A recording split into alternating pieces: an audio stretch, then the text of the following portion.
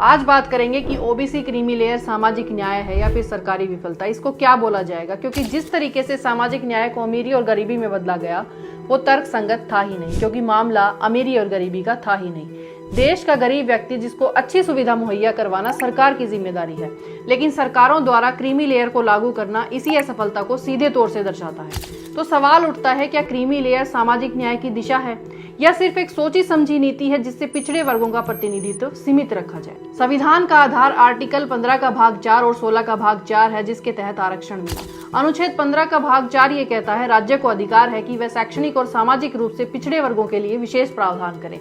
अनुच्छेद 16 का भाग 4 ये कहता है, राज्य ऐसे पिछड़े वर्गों को नौकरियों में आरक्षण दे सकता है जो सामाजिक और शैक्षणिक दृष्टि से पिछड़े हों और सरकारी सेवाओं में कम प्रतिनिधित्व रखते हों। अब ध्यान दें, इन प्रावधानों में कहीं भी आर्थिक सीमा का उल्लेख नहीं किया गया है। ओबीसी की पहचान सामाजिक, शैक्षणिक और आर्थिक आधार पर होनी चाहिए, लेकिन सामाजिक पिछड़ापन को ही यहाँ पर सर्वोपरि माना गया है। क्रीमी लेयर का सुझाव आयोग ने दिया जरूर था, लेकिन स्पष्ट रूप से सामाजिक आधार पर, न कि केवल इनकम या नौकरी की कैटेगरी से। Indira Sawhney versus Union of India 1992 Mandal judgment में सुप्रीम कोर्ट ने ओबीसी आरक्षण को वैध माना। आंकड़े और उदाहरण पर ध्यान दीजिए। ओबीसी जनसंख्या भारत में लगभग 45 से 52% मानी जाती है, लेकिन केंद्रीय सेवाओं में उच्च शिक्षण संस्थानों में ओबीसी का प्रतिनिधित्व अभी भी 25% से नीचे है।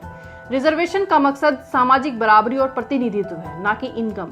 जरा ध्यान दीजिए, 3 फैक्टर पर आरक्षण मिलता है, सामाजिक, शैक्षिक और आर्थिक। अभी एक लास्ट का फैक्टर आर्थिक उठाया और सामाजिक व शैक्षिक को जड़ से काट दिया है।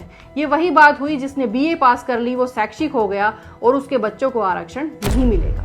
इसके 2 मतलब हैं। एक, वो जातियां जो सामाजिक, आर्थिक और शैक्षिक रूप से पिछड़ी हैं उन सबको आरक्षण दो, और उन जातियों में जो गरीब हैं उनको सरकार की तरफ से सभी सुविधाएं मिलेंगी। दूसरा मतलब ये है कि इस समाज में जो व्यक्ति 8 लाख रुपए कमाता है उसको हम उसके बराबर ना ही शिक्षा दे पाएंगे, ना ही हम उसे नौकरी दे पाएंगे, क्योंकि जिसके पास 8 लाख रुपए से ज्यादा पैसा है वो शिक्षा और नौकरी खरीद लेगा। सही पॉइंट कौन सा है आप कमेंट बॉक्स में लिख सकते हैं।